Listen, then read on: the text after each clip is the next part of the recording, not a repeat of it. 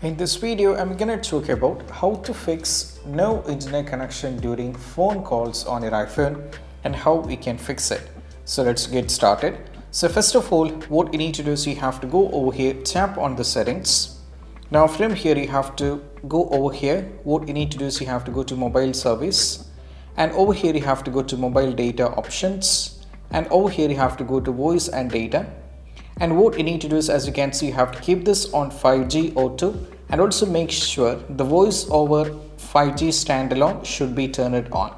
This is very important. So you have to turn on these two things. You have to keep this on 5G auto, and also you have to go over here for his voice over standalone should be turned on. In some other phones, you'll be having this particular option here. So you have to keep it over here on either 5G, you have to keep it on both 5G auto, and also the VoLTE should be turned on as well, right? So these are the steps when it comes to how to fix the issue. And if you find this video helpful, don't forget to subscribe and click on the bell icon for more notification. That's it. Bye.